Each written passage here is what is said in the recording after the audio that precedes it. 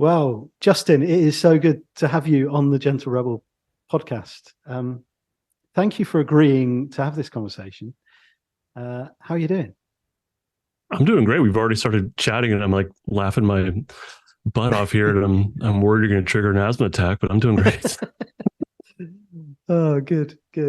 Yeah, so I was just sort of explaining before, like my main aim really with this conversation is to, I guess, provide a bit of an introduction, an overview of the polyvagal theory, and to explore some of the ways that I think it explains how we relate to ourselves and other people in the world around us, and how it can also give us a map home back to, regulation and connection in our nervous systems when we're kind of feeling that stuckness in dysregulation. I came across your Stuck Not Broken podcast after reading Anchored by Deb Dana. So my initiation into the polyvagal theory has been really quite recent, but it's almost been that puts into words and it puts into theory something that has been very intuitively there in my practice. Yeah. I've just found your podcast a really helpful resource when it comes to, I think you describe it as like getting beneath the psychobabble and getting to the kind of core of it in simple language and stuff. So I guess firstly, love to hear a little bit about your background. What are you doing at the moment, and how did you get into polyvagal theory initially? Okay. And thanks again for having me on. Super happy to be here. I'm a therapist. I work currently in a public school district, very high needs public school district. I have a couple of high school sites that I work at. Over the years, I have worked with lots of kids, families, lots of family therapy, lots of parenting groups. I also do a private practice with mostly adults on the side. I guess it's like my side hustle right now is my private practice. Over the years, lots of time, with kids and mostly high needs, high risk populations, a lot of gang stuff, substance abuse, self-harm, a lot of that, county level, nonprofits, like that kind of stuff. And then for funsies, I do my podcast, Stuck Not Broken, and other things within mental health and the trauma sphere. That's kind of what I'm drawn to, even in my free time. And then as far as what brought me to polyvagal theory, I think it was like, must have been 5-6 years ago at this point.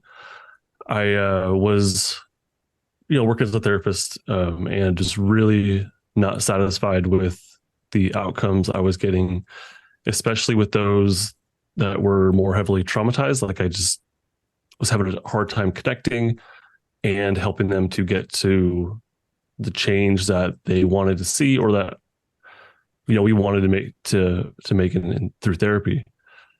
So I, as a therapist working in a school district, we have summers. We still work during the summers and we can still meet with kids, but we have a lot more time to do professional development.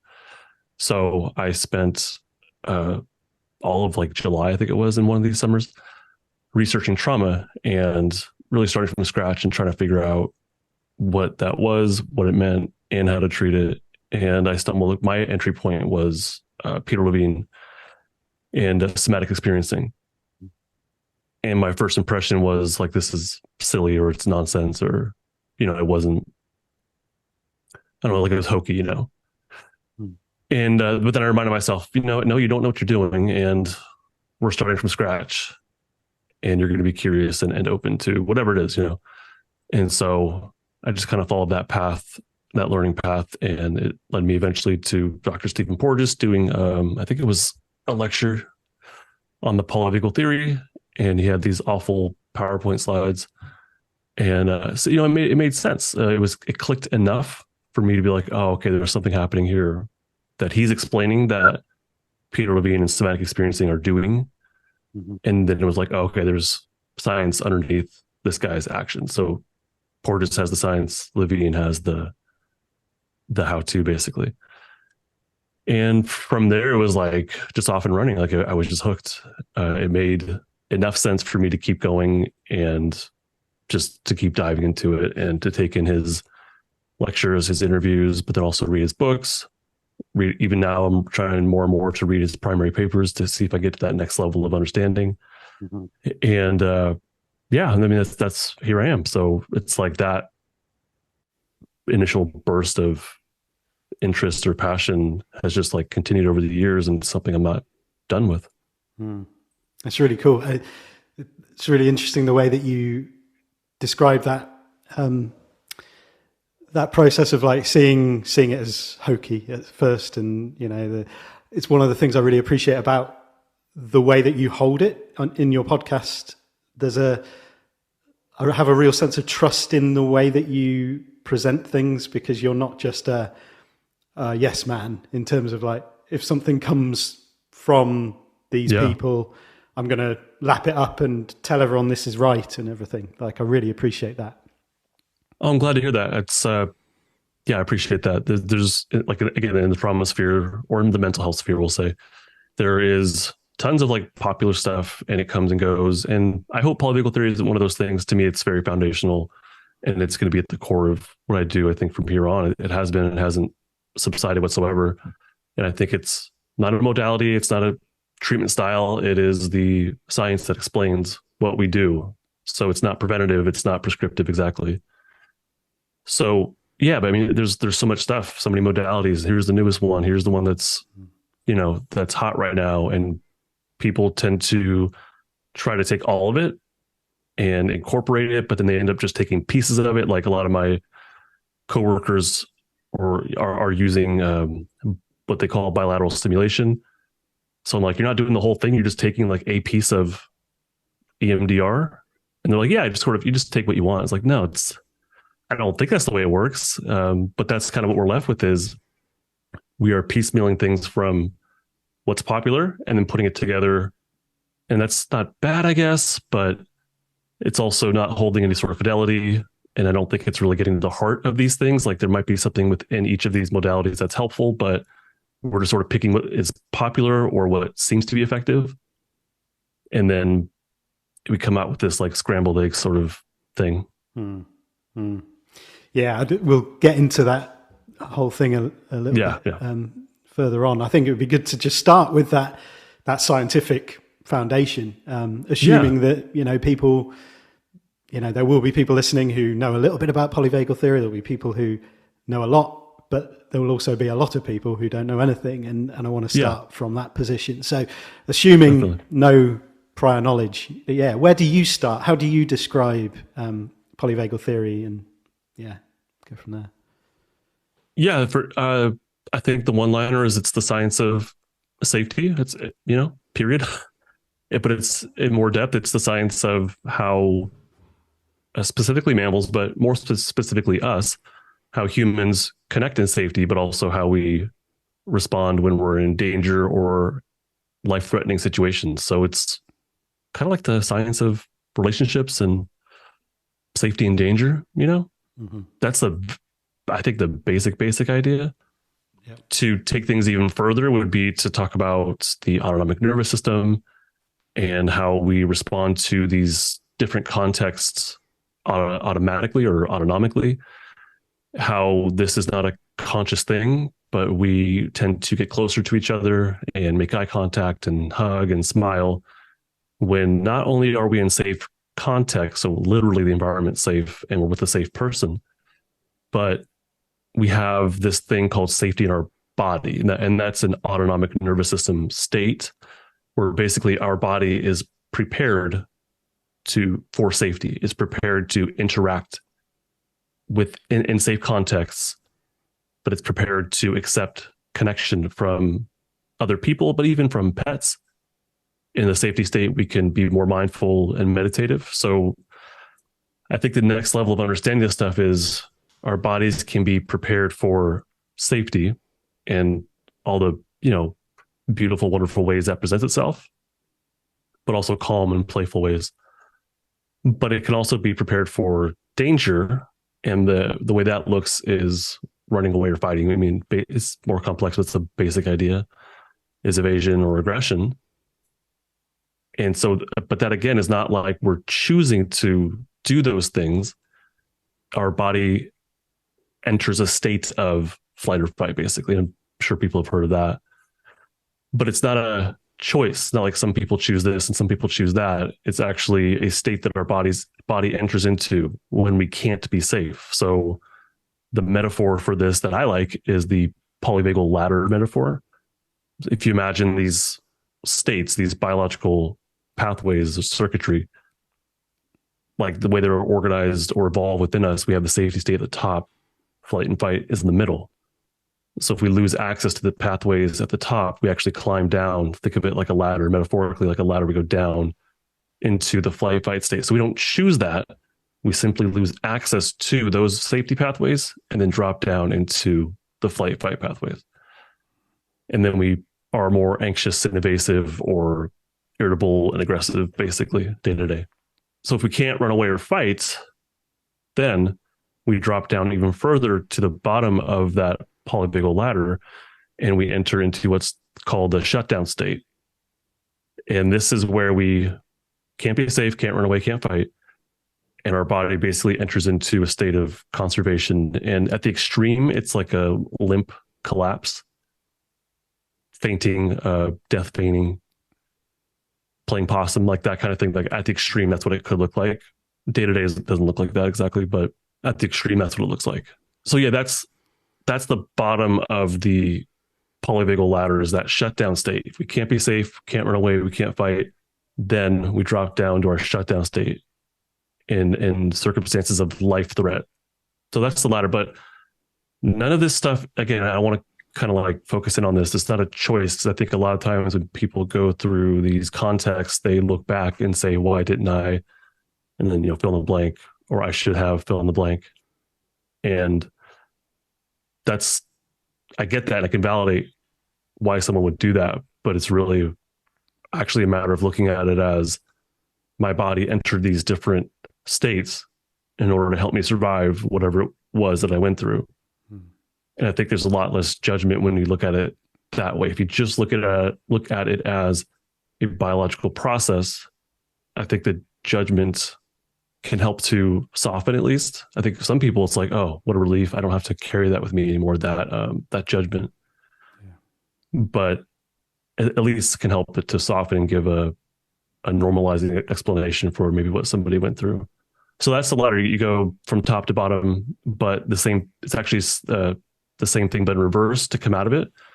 So even if you're not in that situation, even if you're in a situation where you're safe, you might still be stuck in a defensive state, like shutdown or flight fight.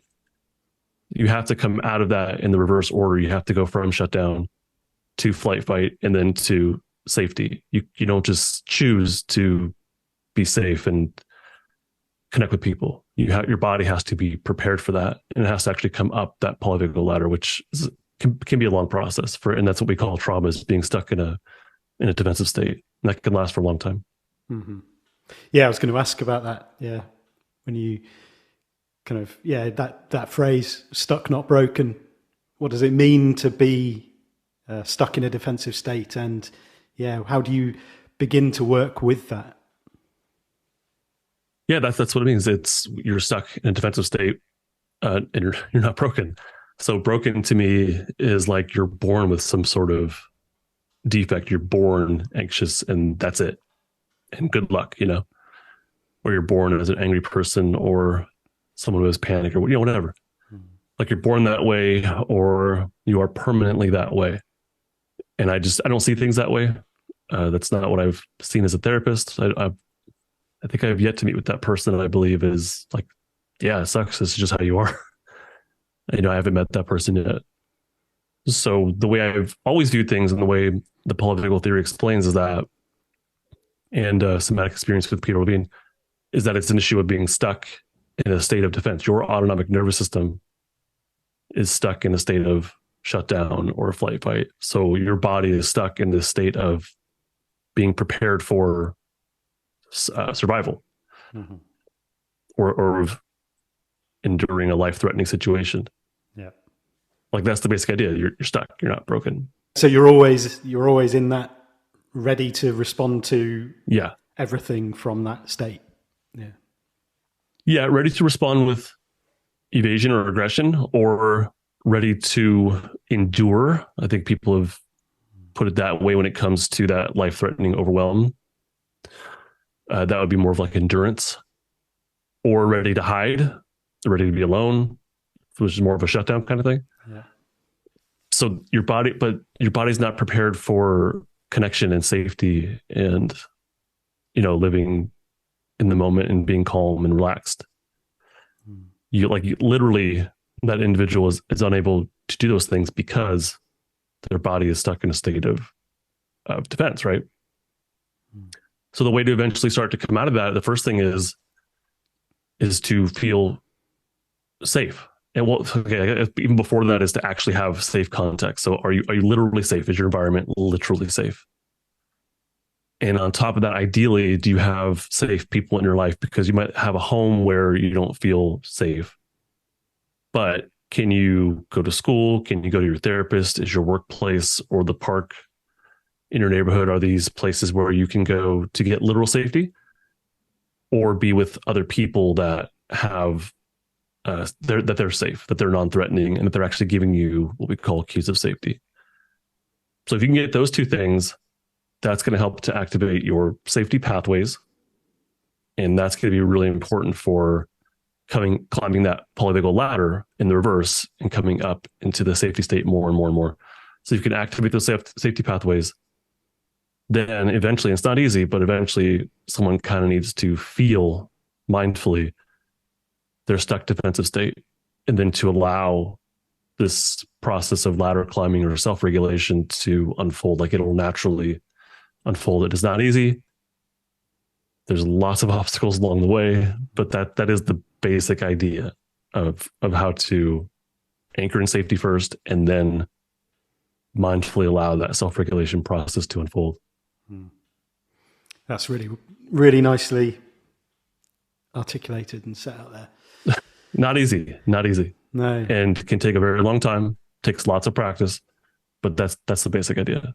And I imagine is completely different from one individual to the next, how it kind of... Like what that looks like? Yeah.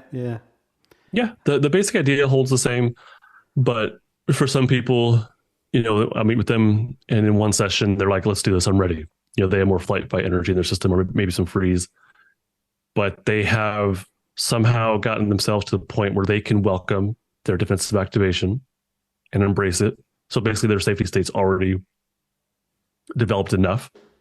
They've had enough safe resources in their life or safe people to have those pathways be strong enough to then welcome that defensive activation, and like they're ready to go. And we can make lots of change pretty quickly. That's not everybody. Mm-hmm. But then there's also individuals that are like, I don't know what the hell to do. I'm here. I don't like, my work. I don't care for my spouse right now. I have no hobbies. Like they're just at a point, maybe like a deep shutdown, and they don't have much reference point for safety. Maybe their childhood was awful. So yeah, it's a longer process for that person. The basic idea still holds true, which is we have to access safety and then practice that, and then eventually feel what it's like to be in shutdown, and then self-regulation can unfold. So still basic ideas there, but how long it takes, what it looks like, finding safety for one person is different than for the next person. The basic idea is true, but the way it looks, the activities, the behaviors, the images in your mind of what safety can look like, all that's different. The practical application of your day-to-day life, all that can look different, but the basic idea is the same. Mm-hmm. Yeah. I think that what you've just described there is something I hear a lot from people is I'm in a state of like functional numbness. So I guess it would be that bottom of the ladder. I'm able to go through the motions and do what I need to do in life, but I just feel disconnected from it. There's no sense of me being there. And yeah, that would be a functional way of living, and like you're functioning your day to day, you're getting your needs met, maybe you're getting your kids to school, going to work, but there's not much energy, there's not much passion or calmness or relaxation or connection. You're there, but not really, like you're not quite there. Yeah. there. Yeah. Yeah, exactly. Yeah. Yeah. And so one of the other elements of the theory is the idea of mixed states. So I don't know if that would be a place to go next. Sure. Because, yeah, I mean, I heard you talking about the introduction of some new mixed states in Stephen Porges's new book. And so I think that it strikes me that there's a potential to get quite confusing. I really think there is. Yeah, I really think there is. I think it's a very, very, very slippery slope. So I conceptualize them as primary. So we have the primary states, which is what we just went over: safety, flight, fight, shutdown. Flight and fight are the same state. They just have different presentations, but it's the same state, the sympathetic system. So those are our three primary states, and conceptualize this like they're mixed, like they're primary colors. So red, yellow, and blue are the primary colors, right? When you mix the primary colors, you get what? You get mixed or secondary colors. So if we just take our primary states and mix them, we would get mixed states, hybrid states, secondary states. So if we mix, let's say, safety plus fight, flight, fight, we would get something called play. And play is mobile. You have energy. That's the flight, fight piece of it. But you're safe and you're able to look at the other person in the face that you're playing with and smile and laugh together. That's the safety and social engagement piece of it. So there's two states active at the same time that creates this whole different behavior set and presentation. If we mix safety plus shutdown, we would get something called stillness, which is immobility. Like right now, you and I have some level of stillness. We're immobile, but it seems like we're okay with it. I have a little bit of flight fight in my system as well. Whenever I do these things, I feel a little more anxious. Mm-hmm. Plus, I had coffee before this is like ramped it up. So, but for the most part, we have some level of stillness. I have a little more mobility, it looks like, than you do in your system, right? So that's stillness. That's the second mixed state, stillness. And then if you mix flight fight plus shutdown, you get another mixed state, which is called freeze. So that's where you have immobility of shutdown plus the energy of flight fight. So shutdown and freeze are both immobile, but shutdown is like limp, collapsed immobile, and freeze is like tense immobile because the heart rate's high, muscles are tense, breathing's very shallow. So that's freeze. Shutdown is everything just kind of slows down and collapses. That's an important distinction, isn't it? Because I've seen freeze get just described as like synonymous with shutdown in the past. Yeah, it's a very important distinction. Mm-hmm. So those are the primary states, and then what I'm kind of conceptualizing as the original mixed states. Recently, there's been some conceptualized mixed states.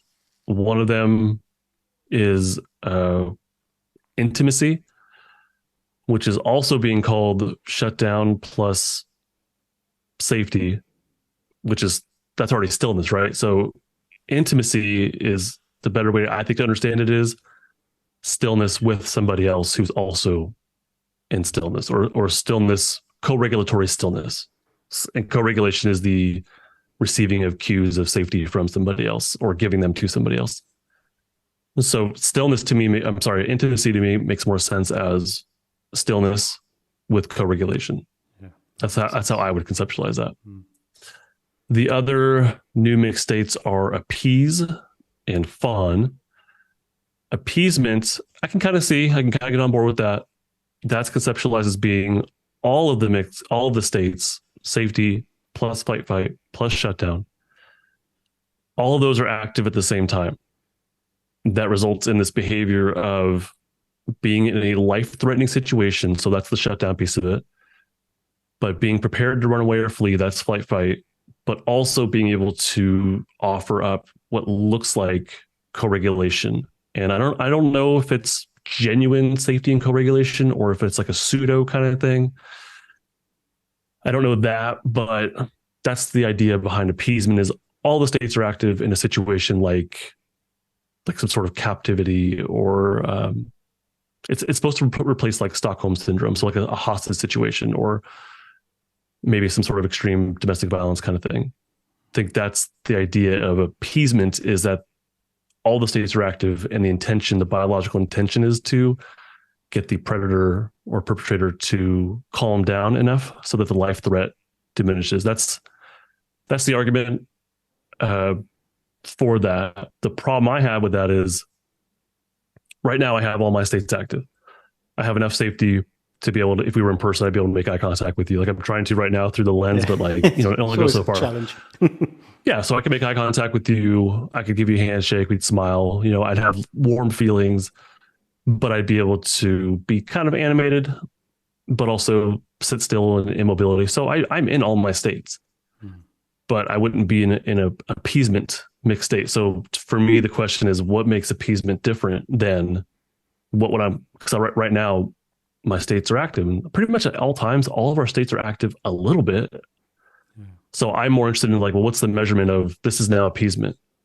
And to me, that would come down to I think my conceptualization is that there's probably a significant amount of shutdown happening, because in appeasement situations, that person's not just giving cues of safety, but oftentimes they're aligning with the perpetrator's goals and really doing things that are immoral or against their own values. And I don't know how someone does that unless they are in a significant, massive shutdown, dissociative state. So I conceptualize it as shutdown's the primary dominant state, and then the other two states are active to some degree, but it's really, I think, more of like a shutdown state. And then fawn is similar, where the co-regulation piece of it's not there, but it's conceptualized as far as polyvagal theory as flight, fight plus shutdown, but we already know that's freeze. So again, it's like, what makes fawn different, and what makes it different is the context of it, which is again like a situation where someone is basically a captive. They cannot escape from it. So this would be like domestic violence types of situations. But the intention here of the person in fawn is not to co-regulate and give cues of safety. It's more about being compliant or placating the perpetrator in an attempt to reduce the potential of life threat. But again, I conceptualize this as massively shut down and dissociative, which disconnects that person from their true self, their true needs, and their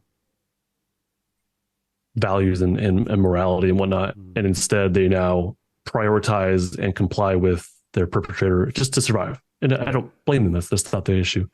So to me, it's a shutdown state that presents in different ways. That's how I look at fawn and appease personally. But the official polyvagal thing is it's now a mixed state. And this is where, yeah, like you said, it becomes a slippery slope, because it's like, well, what else could be a mixed state? If you're just looking at behaviors, we can always infer there's some sort of state there. So exercise would now be a mixed state. Like you're mobile, but you're safe, but without somebody. So it's not play, but you're still mobile and safe. So is exercise now a mixed state? Is sex now a mixed state?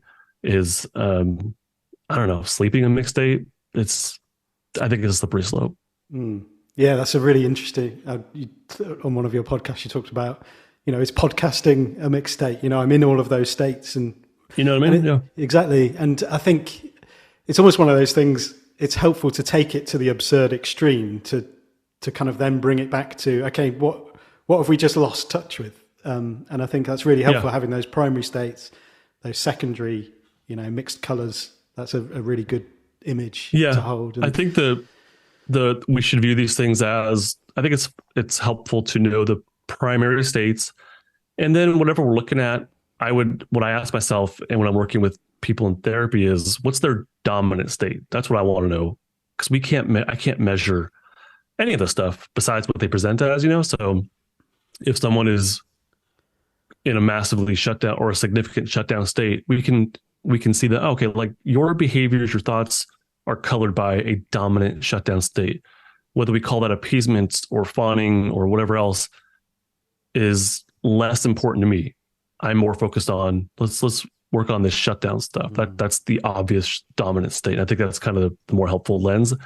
And then what's the context of that dominant state. So if it's with somebody, then it might show as appeasements or fawning, maybe. If you're alone, it might show up as isolation and depression. If you're with, or it could show up as stillness and you're okay with it and you're peaceful and you're meditating. So to me, it's more about the dominant state and then what's the context of the dominant state and how much safety is influencing your system. That's more my interest. Okay, right. Yeah, that's really helpful. And I think, and just seeing it through that lens of survival is really interesting. Yeah. So yeah, looking at there are going to be different flavors of those states depending on the situation that you're in. Right. And that subconscious sense of like, okay, what is fight an option? No. Flight an option? No. So shut down, not really. So I'm going to have to find a way to get through this. And that is going to probably be very different in different contexts as well. Oh yeah, absolutely. Different contexts, different people. Yeah, absolutely. Yeah. Another thing that I found interesting. So I think I don't know if it was Deb Dana that kind of coined it, but the idea of story follows state. Kind of just to. I can't remember what you said earlier, but there was something that made me think about that when I was thinking about a lot of kind of, I guess, contemporary psychological models and the way that we, things that are popular at the moment. A lot of stuff follows like around this idea of mindset and like, you just have to change your mindset and then you can, whatever. And I've found that story because to me, mindset is story really. Like it's, the story we're telling ourselves, and it's like, actually, can we change our state from a story, or is our state informing our story? So yeah, what's that kind of about? I'd love to hear your thoughts on that. Okay, we'll start with story follows state. It's a Deb Dana brainchild, I believe.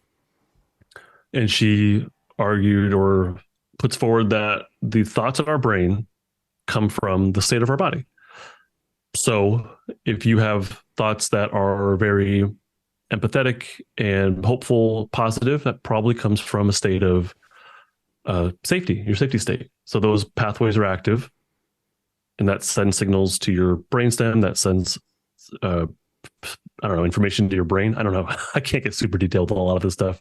That's the basic idea, and it kind of like unlocks your brain's ability to think in different ways. Like it unrestricts it. When you're in flight fight, your brainstem is now in a defensive state, survival state. Your capacity to think is narrowed, so your thoughts will change. Your thoughts will be more, I would say, blaming, maybe shaming. I would definitely say blaming. You're avoiding responsibility. Like, I didn't do it, wasn't me. Whereas in a safety state, you'd be able to say, yeah, that's on me, my bad. I feel bad. I feel awful that I hurt you in that way. And then in a shutdown state, the potential of your thoughts is like way narrowed, and things become more hopeless, more pessimistic. Like there's no point in trying. Why am I doing this? So the thoughts in your brain come from the state that your autonomic nervous system is in. That's story follow state.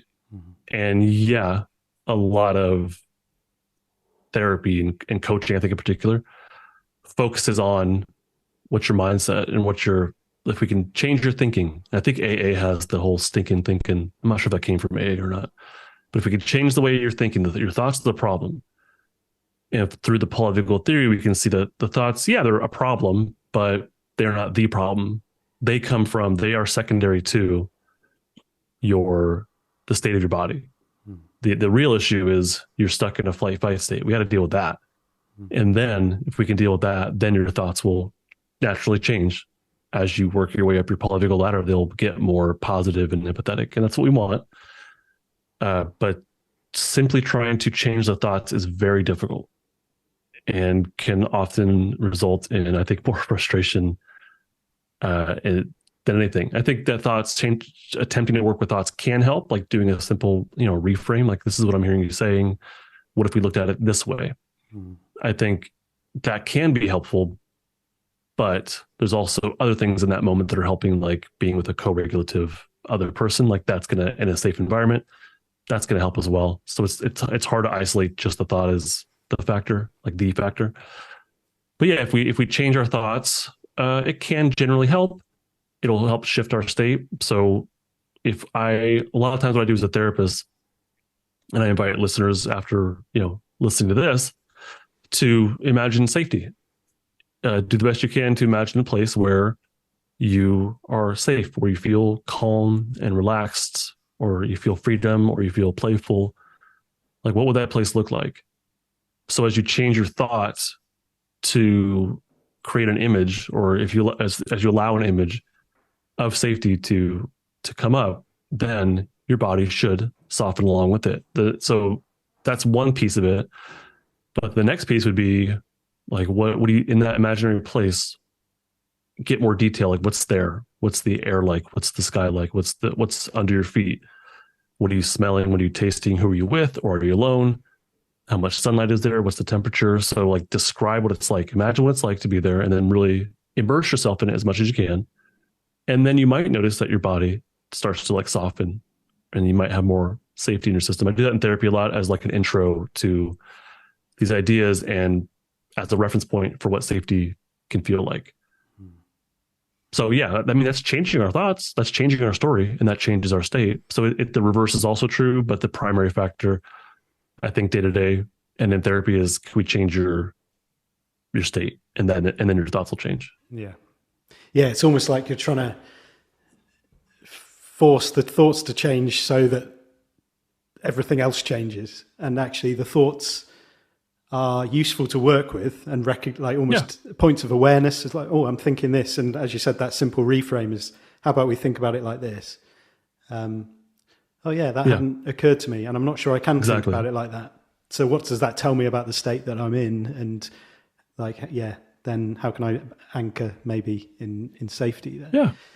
Yeah. Well, even, learning this, like I said before, learning this polyvagal stuff is normalizing. So that having new pieces of education can help out. So I learned a new scientific paradigm, polyvagal theory, that gives me a new story for what I went through. And then that can help soften someone's state and to access more safety. So having new information can provide a new story, a new narrative. Yeah, absolutely. Yeah. And I think that takes us on to a little area I wanted to explore, which was inspired by your episode, It's Just You, No Ego, No Shadow, No Parts, No ... And I found that a really helpful episode because you're kind of, I guess, distinguishing between polyvagal theory as that sort of scientific foundational thing, like that biological core, versus some, I guess, explicit modalities and metaphorical frameworks that I think you described as like big brain to brain stem reframes that might help us get into regulated states. But they fundamentally just add another cognitive layer to our kind of relationship with that stuff. And you came up with puzzle completion therapy. Speak to... Well, not literally though. That was, this is not a thing. It's not real. Just as a qualifier, the idea, the original idea is the way that I view things. And I think the way things are, honestly, is that like, it's just you. There's just you, and there's, other people in the world. I'm not saying that, but when it comes down to it, can you feel what you're going through? Can you allow your defensive state with compassion, and can you feel your feelings? Can you, welcome your thoughts and memories and all that stuff? Like, that's, all these are you. And this is the experience of you in the present moment. And that's real, right? But that's really hard to do. And I think people validly have a very difficult time doing that. And even I have difficulty with doing that as well. It's okay. So like, we can embrace that and we can work with that. But instead, I think what we do is we gravitate toward things that take us a step away from our true felt experience in the present moment. And so rather than noticing and feeling, we conceptualize, well, maybe there's a different part of me that feels this way, like the firefighter part or protector part or something. There's something else inside of me that's feeling this. And I think that can be helpful.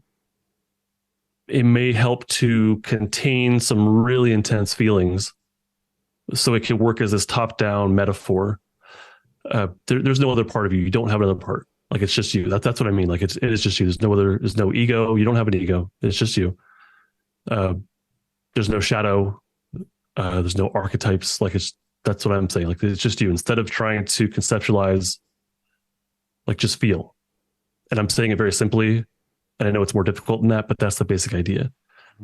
So instead of adding that layer, like, there's our conscious awareness, and I want our conscious awareness to be as aligned with our feelings as possible. Like, we're having a feeling right now. I want to be able to be aware of that as much as I can and feel it and experience it with compassion. But if I have to first take my conscious awareness and filter it through thinking of myself as having numerous parts who each have their own function and role, and a little where did that come from? A thumbs up came up. That's a new Apple thing. Like, you'll have to edit this out if you want to. That's like a new Apple thing. If you give a thumbs up, it's happening. Yeah, it'll come up with like thumbs up or thumbs down, or I'm using my Apple phone. That's why. There we go. Oh, okay. Or like, I was in a therapy session and I don't know what the hell I did, but like balloons came up. I was doing a virtual therapy session. At an appropriate time? Luckily, it was like, we laughed about it, and it was a nice little moment of surprise, and it worked out just fine. But it was, yeah, Apple has these new things. I think we could turn them off, but whatever, it's kind of fun. Anyhow, so where was I? I was saying, if we have to take our consciousness, our awareness, and filter it through these other pieces or these ideas about having other parts who have their own roles and names and functions and how they interact with each other, there's like all these like layers of thought and cognition that we have to go through to get to how we feel. And for some people, they say they need that. Fine. I'm totally fine with that. But those aren't real.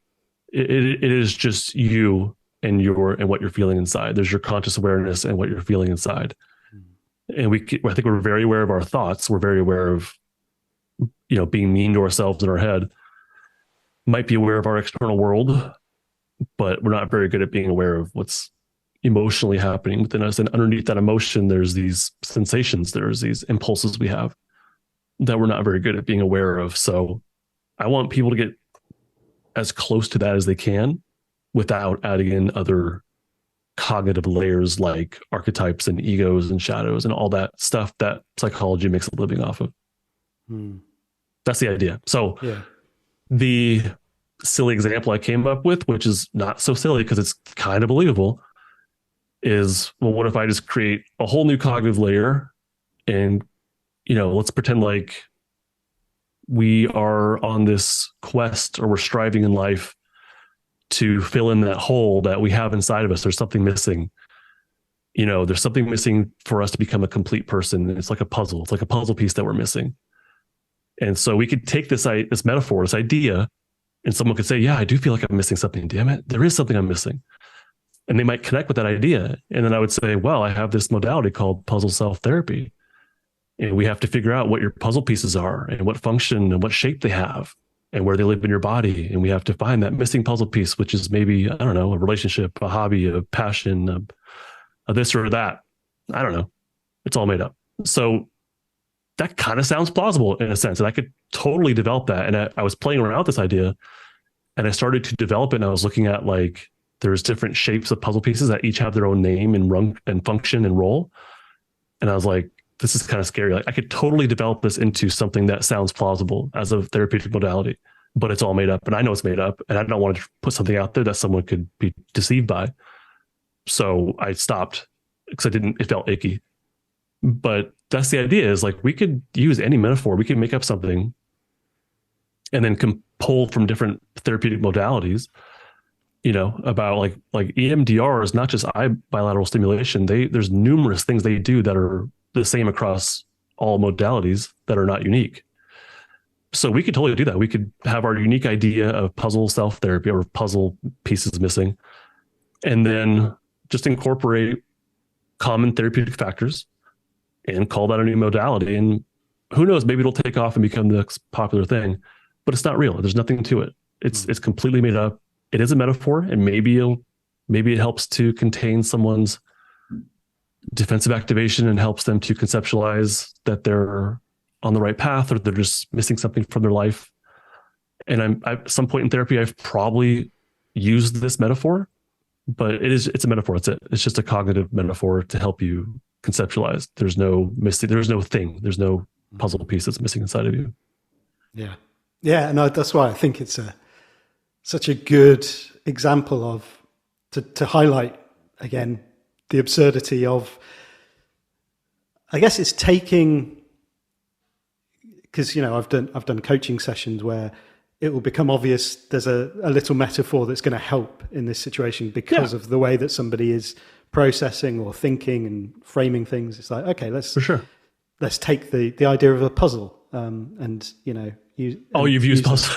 I haven't done that myself, but like as an example, you might do in a session.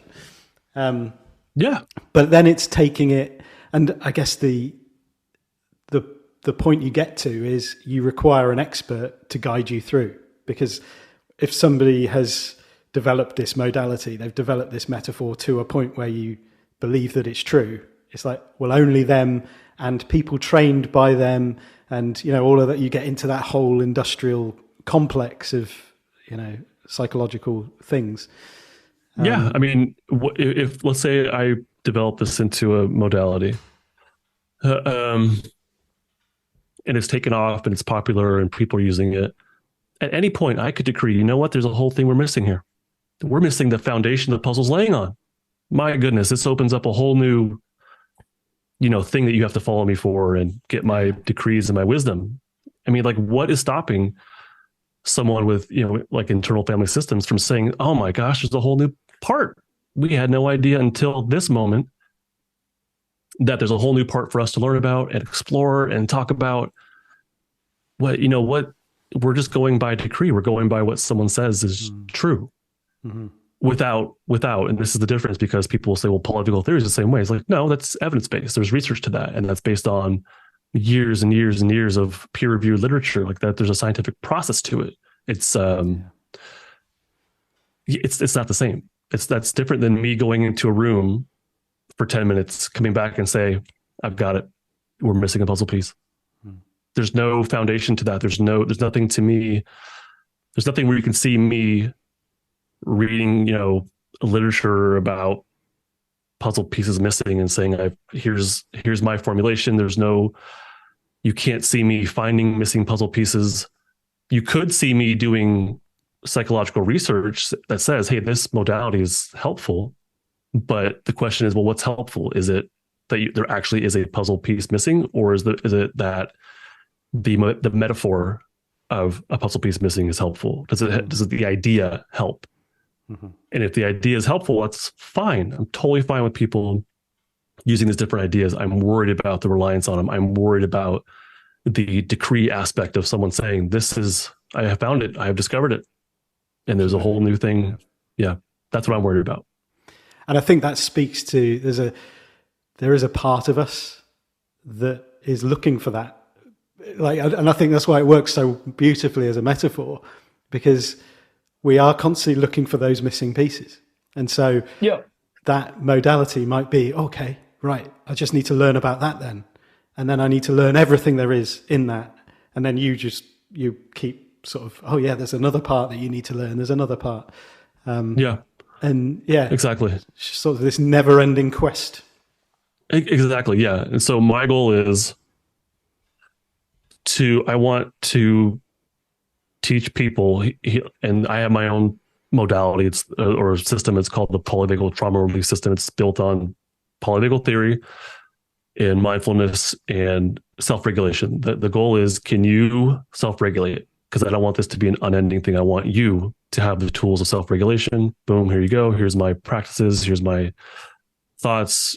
Here's my package for the way that I work in therapy, or the ideas that I bring, the teachings that I bring, and I'm packaging them in my courses, right? But there's no like theory. There's no, I'm sure, how do I put it? There's no idea. There's no metaphor that I'm running with. It's like, can you self-regulate? Here's the pieces to self-regulation. It's very concrete. You know what I mean? It's very concrete. I think someone could use this with other modalities. That's fine. But you're not relying on me as the expert to explain some metaphor. It's like, these are the pieces of self-regulation. Here you go. That's it. Yeah. Yeah. If that makes sense. It's the, again, another metaphor, but like what I often bring to when I'm kind of talking to new people I'm coaching, I'm like the solid rocket boosters on the side of a space shuttle, where it might be helpful for me to be part of like helping you launch up to space, but ultimately you need to jettison me. Yeah. Otherwise you won't get to orbiting height, and then you've got what you need from me. And you're not relying on me again, and I'm gone. And that's how it's supposed to work, really. Like the untethering, you're not then connected to your, your courses and everything. And like, I like that. Yeah. I design my stuff with the idea in mind that someday this person's not going to need my help. Exactly. And the way that my model is all my teachings are here, explained in a lot more detail than I would ever be able to get to on the podcast. Like, here you go. And then we meet up twice a month, and people can come and say, hey, I have a question about this. And then I explain it like, okay, this is what I meant. Here's how it could look. Run with it. Good luck. I'm like the base, or the rocket fuel. I like that. It's a good analogy, but I'm a resource for like explaining polyvagal theory and the self-regulation pieces, but it's not like I don't have my own idea of like, here is psychology, here is the essence of you, like a part or a shadow or whatever else. Like I don't have that. It's just pretty bare bones. I try to be as minimal as possible. This is what I think people generally need. It might look different person to person, but I'm here to answer your questions as far as, am I understanding this correctly, Justin? No, here's what you got wrong. Cool, got it. Move on to the next piece. I don't want people to rely on me at all. I hope I can act as a resource for them to turn to, and for them to build that self-regulation capacity on their own, or, of course, in therapy, if you need therapy, if you need coaching, go ahead, do your thing. I'm not trying to prevent that, but I do think a lot of good can be done from your own at-home practice. That doesn't cost a ton. Absolutely. And on that note, where can people go to, that was a beautiful segue, to find out more and to sign up for that stuff? My website is the hub of everything. It's probably the best place to go to. It's justinlmft.com, justinlmft.com. I don't think there's any guru stuff there. I think it's just, I teach and I research and I do the best I can to explain complex polyvagal stuff in particular, but you're not going to find any like guru icky stuff for me. I don't think. I really hope not. I haven't experienced that from you. And that's good. All right, cool. One of the reasons I really appreciate and trust you. Yeah. Well, hey, if you ever do, let me know, because that would be a red flag to me that like I'm going too far in one direction. So I don't want to be that person at all. Yeah. Cool. Well, Justin, thank you so much for giving your time. I mean, I feel like we've gone deep, but we've only scratched the surface. So yeah, maybe you'll have to come back on at some point and we'll... Oh yeah, this is super fun. I'd be happy to. Yeah, absolutely. This is super fun. I like the depth of these conversations. So I appreciate you giving me the chance to explore some ideas with you. I appreciate it. Great.